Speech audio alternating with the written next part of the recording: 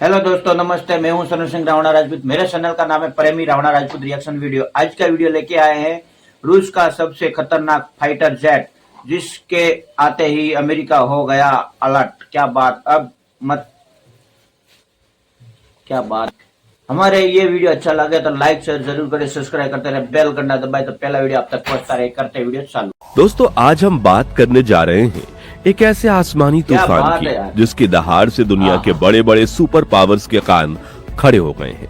एक ऐसा flying beast जिसे बनाने में रशिया ने पानी की तरह पैसा बहाया है, पूरे $13 बिलियन। इसका नाम है रशिया का नया जाइगेनेटिक सुपरसोनिक फ्लाइट जेट। ये कोई मामूली लड़ाकू विमान नहीं है, ये 5th जनरेशन टेक्नोलॉजी का एक चलता फिरता उदाहरण है जो आसमान में दुश्मनों के लिए एक बुरा सपना साबित हो सकता है। सवाल यह है कि क्या ये अमेरिका के फेमस F-22 रैप्टर और F-35 को टक्कर दे पाएगा? आखिर ऐसी क्या खास बात है जिसे इसे रशिया ने अपना सबसे बड़ा ट्रम्प कार्ड बनाया है? और सबसे जरूरी सवाल, इस सुपर जेट का भारत से क्या कनेक्शन है? आइए आज के वीडियो में हम पर्दा उठाते हैं रशिया के मेगा प्रोजेक्ट से और जानते हैं कि इसके हर एक पहलू को बिल्कुल आसान शब्दों में। इस शिकारी का ऑफिशियल नाम है सुखोई Su-57, जिसे नाटो ने कोड नेम दिया है फेलोन, यानी एक महाअपराधी। ये नाम ही बताता है कि पश्चिमी देश इससे कितना खतरनाक मानते हैं। Su-57 एक 5th generation twin engine multi role stealth fighter jet है। अब आप कहेंगे कि ये 5th जनरेशन क्या होता है? आसान भाषा में समझे तो ये लड़ाकू विमान की सबसे एडवांस्ड नस्ल है। इनकी खासियत होती है स्लेथ। ये दुश्मनों के रडार की पकड़ में आसानी से नहीं आते। सुपर क्रूज, ये बिना एक्स्ट्रा फ्यूल चलाए अपनी आफ्टर बर्न से बिना आवाज की रफ्तार से तेज उड़ सकते हैं।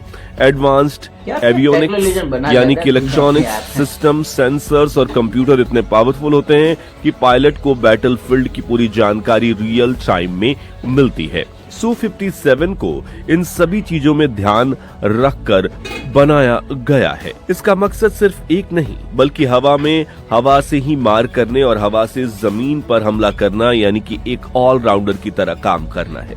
अब बात करते हैं उन टेक्नोलॉजीज की जो Su-57 को एक बीस्ट बनाती हैं। स्लेथ टेक्नोलॉजी, अमेरिका के F-22 रैप्टर की तरह Su-57 पूरी तरह से स्लेथी नहीं है।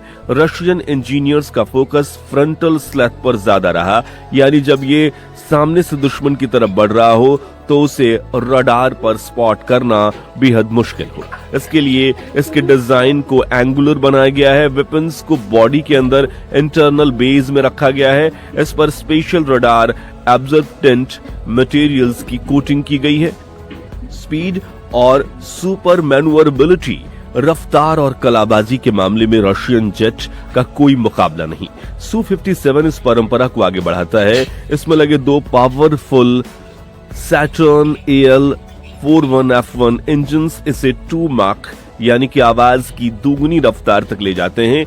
इसकी सबसे बड़ी ताकत है 3D थ्रस्ट वेक्टरिंग। इसका मतलब है कि इसके इंजन का नोजल हर दिशा में घूम सकता है, जिसकी वजह से ये हवा में ऐसे हैरत अंगेज करतब कर सकता है जो दूसरे जेट्स के लिए नामुमकिन है, जैसे कि हवा में एक कदम से आगे रुक जाना, अपनी दिशा बदल लेना और sensor and avionics.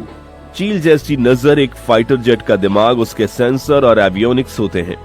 Su-57 NO-36 बेलिका नाम का advance AESA active electronically scanned अरे रडार सिस्टम लगा है, लेकिन यहाँ एक ट्विस्ट है। इसमें सिर्फ सामने की तरफ एक रडार नहीं बल्कि साइड लुकिंग रडार और L बैंड रडार भी हैं। ये सब मिलकर पायलट को लगभग 360 डिग्री का व्यू देते हैं, जिससे वो अपने आसपास मौजूद हर खतरे को पहचान सकता है। वेपन्स, Su-57 अपने अंदर और अपने विंग के नीचे कई तरह के विध्वंसक हथियार लेकर जा सकता है। स्लैथ मोड में रहते हुए ये अपने इंटरनल बेस और एयर टू एयर मिसाइल जैसे RM-77M और एयर टू ग्राउंड मिसाइल या बॉम्ब्स कैरी कर सकता है। इसकी सबसे खतरनाक मिसाइल मानी जाती है R-37M, जो एक हाइपरसोनिक मिसाइल है और ये 300 से 400 किलोमीटर दूर तक दुश्मन के प्लेन्स या ड्रोन्स को तबाह कर सकती है। भारत का Su-57 से कनेक्शन। अब आते हैं उस हिस्से पर जिसका आपको इंतजार सबसे ज्यादा है। भारत का इसमें क्या एंगल है? भारत और रशिया के बीच डिफेंस पार्टनरशिप दशकों पुरानी है। इस रिश्ते के तहत लगभग एक दशक पहले भारत और रशिया ने मिलकर एक 5th जनरेशन फाइटर जेट बनाने का फैसला किया था। इस प्रोजेक्ट का नाम था FGFA, 5th generation fighter aircraft. ये प्रोजेक्ट Su-57 पर ही आधारित था, जिसमें इंडियन एयरफोर्स की जरूरतों के हिसाब से 40 से ज्यादा बदलाव किए जाने थे। एक बेहद एम्बिशियस प्रोजेक्ट था, लेकिन 2018 में भारत ने इस प्रोजेक्ट से अलग होने का फैसला कर लिया। इसके पीछे कुछ बड़े कारण थे। पहला, इसकी लागत बहुत ज्यादा बढ़ती जा रही थी। दूसरा, रशिया टेक्नोलॉजी ट्रांसफर यानी जेट बनाने की मुख्य तकनीक को पूरी तरह से भारत के साथ साझा करने में संकोच कर रहा था। तीसरा और सबसे महत्वपूर्ण कारण था जेट के इंजन और इसके स्लेथ फीचर्स को लेकर इंडियन एयरफोर्स के कुछ सीरियस कंसर्न। IAF को इसके स्लेथ कैपेबिलिटीज का पूरा भरोसा नहीं था, इसलिए आत्मनिर्भर भारत की दिशा में आगे बढ़ते हुए भारत ने खुद अपने 5th generation fighter jet AMC advance medium combat aircraft को डेवलप करने पर फोकस करने का फैसला किया। हालांकि हम FGFA प्रोजेक्ट से अलग हो गए, लेकिन Su-57 के डेवलपमेंट को आज भी भारत क्लोजली मॉनिटर करता है। कंपटीशन से मुकाबला किसके सामने टिकेगा? एक सुपर जेट का असली परख उसके प्रतिद्वंदियों के सामने होती है। Su-57 का सीधा मुकाबला अमेरिका के 2 शहजादों F-22 रैप्टर और F-35 लाइटनिंग सेकंड से है।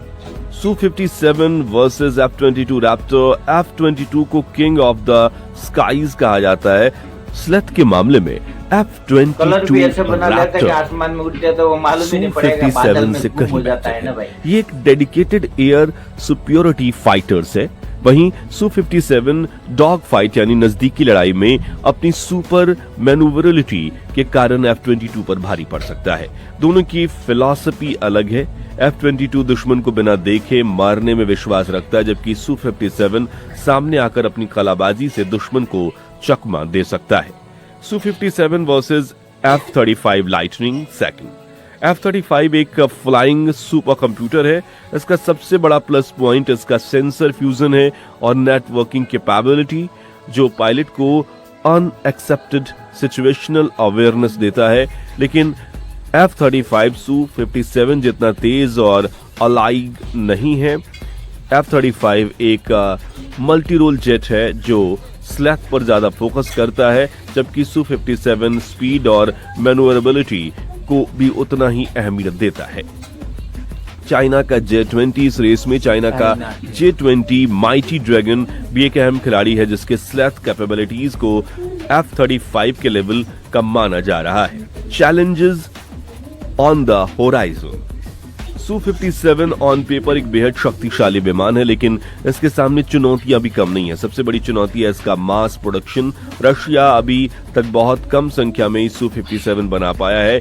यूक्रेन युद्ध और पश्चिमी देशों के प्रतिबंध के कारण हाईटेक कंपोनेंट्स हासिल करने में भी उसे मुश्किलें आ रही हैं। इसके अलावा इसका असली आइडियलजी 30 इंजन, जो इसे बेहतर परफॉर्मेंस और सुपर क्रूज देगा, सभी अभी पूरी तरह से ऑपरेशनल नहीं है। रशिया इसे अपनी फ्रेंडली देशों को एक्सपोर्ट करना चाहता है, लेकिन इसकी ज्यादा लागत और प्रोडक्शन की धीमी रफ्तार इसमें एक बड़ी बाधा है। तो दोस्तों, रशिया का Su-57 फेलोन यकीनन इंजीनियरिंग का एक शानदार नमूना है। एक ऐसा फाइटर जेट है जिसके स्पीड, एलाइजिटी और पावर सेंसर्स का बेहतरीन सम्मिश्रण है। ये इस बात का सबूत है कि रशिया आज भी कटिंग एज मिलिट्री टेक्नोलॉजी बनाने में सक्षम है।